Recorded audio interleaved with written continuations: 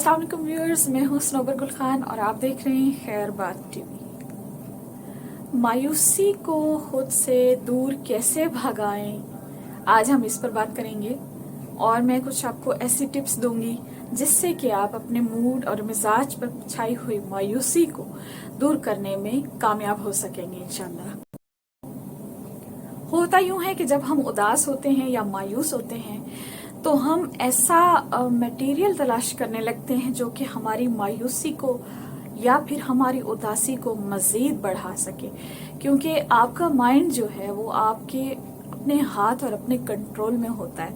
आप उसको जिस तरफ लगाएंगे आपका माइंड जो है वो उसके बारे में रिसर्च करके आपके सामने वो चीज़ें निकाल कर ले आएगा जिससे कि आपको मज़ीद उदासी और मायूसी गहरी हो जाएगी। तो आप ऐसा सबसे पहले इस अपनी मायूसी को कंट्रोल करने के लिए ये कीजिए कि आप ऐसी चीज़ों की तरफ अपनी नज़र और तवज्जो कीजिए जो कि आपको सबसे ज़्यादा खुशी देती है, जिनसे आपको एनर्जी फील होती है, जो आपको ताजगी देती हैं।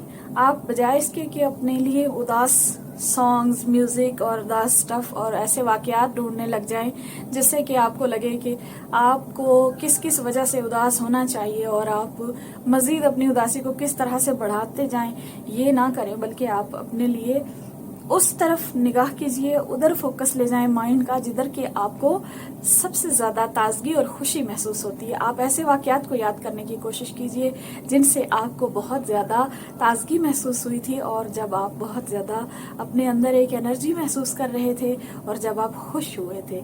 आप ऐसे वाक़यात हर इंसान की ज़िंदगी में होते हैं, उसकी करियर की कामयाबी, उसकी स्टडीज़ में कोई अचीवमेंट जो होती है या उसकी कोई भी पर्सनल मामलात में भी उसकी हैप्पीनेस हो सकती है, उसकी रिलेशनशिप्स में, उसके माँ बाप बहन भाइयों में, अपने हस्बैंड, अपने बच्चों से जब उसको खुशी जब भी इंसान को मिलती है तो वो उसके माइंड में उसकी मेमोरी भी मौजूद होती है। अगर आपने उसको थोड़ा सा सर्च किया और आपने अपनी जो तवज्जो का फोकस है, अपना जो अटेंशन स्पैन है, अगर आपने उसकी तरफ फोकस ले लिया खुशी की तरफ, तो फिर आपकी उदासी और मायूसी बिल्कुल दूर हो जाएगी।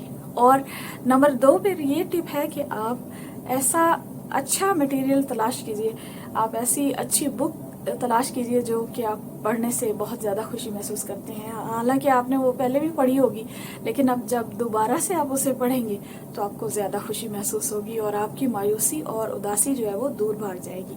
अगर आपको इससे भी कोई फ़र्क ना पड़े तो फिर आप वज़ू कीजिए और कुरान पाक उठाकर पढ़ने की कोशिश कीजिए और उसको तर्जुमा पढ़ने की कोशिश कीजिए। नबियों के वाक़यात पढ़कर आपको उनकी मुश्किलात का अंदाज़ा होगा और आपकी उदासी और मायूसी जो है वो बिल्कुल दूर भाग जाएगी। और अगर आपको इससे भी फ़र्क ना पड़े, इससे भी अगर आपको कोई फ़र्क ना पड़े तो फिर आप ये देखिए कि कौन सा ऐसा रिश्तेदार है, आपकी फ्रेंड है या आपका फ्रेंड है, या कौन सा ऐसा आपका जानने वाला है जिससे कि आप मिलकर अच्छा महसूस करते हैं, उसकी कंपनी आपको खुशी देती है, एक्साइटमेंट देती है और एक न्यू एनर्जी देती है। तो आप उससे मिलने चले जाइए, अचानक ही चले जाइए या फ़ोन कॉल करके चले जाइए।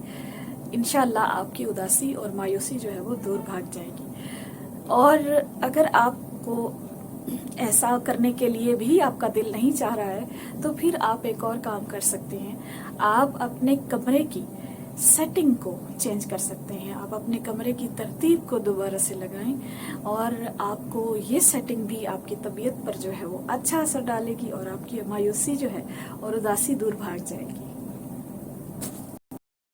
और अगर ये टिप भी काम ना करे तो फिर आप एक काम कर सकते हैं, आप इस बात को सोचने की कोशिश करें कि कौन आपसे सबसे ज़्यादा देर से रूठा हुआ है और नाराज़ है। आप उसको मनाने की कोशिश करें, फ़ोन कॉल कर लें, आप एक्सक्यूज़ कर लें और अपने आप को आप देखेंगे कि इस तरह की कॉल करने से आपके अंदर एक न्यू एनर्जी आई है और आपने किसी रूठे हुए को अगर मनाया है तो इससे जो आपको खुशी और एनर्जी फील होगी, इसका अंदाज़ा आप उसी वक्त ही कर सकते हैं जबकि आप इस कैफियत से गुजरे हों। تو انشاءاللہ ہماری یہ ٹپس جو ہیں آپ کی مایوسی اور اداسی کو دور کرنے میں آپ کی ضرور مدد کریں گی. اپنا بہت سا خیال رکھیے گا. ویڈیو پسند آئی ہو تو لائک کمنٹ شیئر ضرور کیجیے گا اور اپنا بہت بہت خیال رکھیے. اسی کے ساتھ اجازت دیجیے. اللہ حافظ.